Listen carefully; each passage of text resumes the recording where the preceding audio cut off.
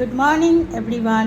চলে এলাম আমি আজকে থার্সডের ব্লগ নিয়ে, থার্সডের মেনু নিয়ে। আজকে আমি কী রান্নাবান্না করেছি, আর সবাই জানেন যে আজকে আমার ভেজ, তাই ভেজের মধ্যে কী পদ করেছি সেটা আপনাদের সাথে শেয়ার করছি। আপনারাও আমাকে কমেন্টসের মাধ্যমে জানাবেন যে আপনারাও কী রান্নাবান্না করেছেন।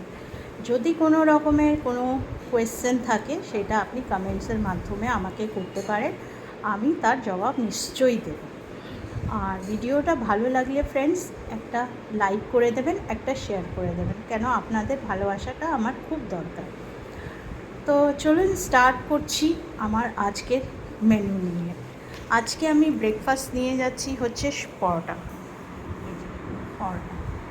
শুধু পরোটা আছে, এটা আমি ভাবছি মিষ্টি কিনে খেয়ে নেব, মিষ্টি দিয়ে।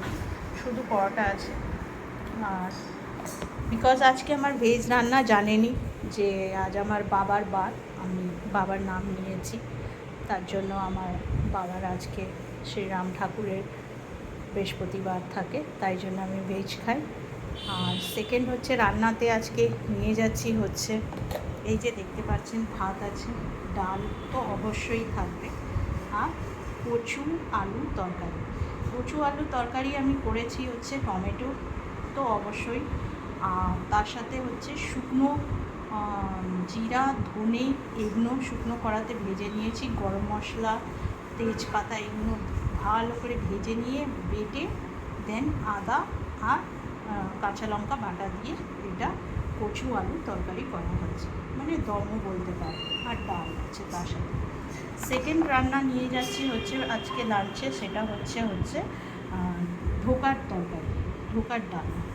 ধোকাটা আমি বাড়িতেই করেছি, দেখতেই পাচ্ছেন। এই যে ধোকা, এটা ডাল বেটে যেরকম ধোকা রান্না করে, ডাল বেটে তার সাথে একটু মুড়ি দিয়ে আলু দিয়ে বেশ কষিয়ে, এতেও ওই গুঁড়ো মশলা যেটা দিয়েছিলাম ওটা দিয়েছি, দিয়ে কষিয়ে ধোকার রান্না করেছি।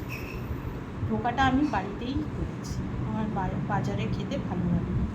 সেকেন্ড হচ্ছে আমি লাঞ্চে নিয়ে যাচ্ছি জানেনই ফ্রুটস তো আমার অবশ্যই থাকবে, আর রাতেও সেম খাওয়া দাওয়ারই হবে।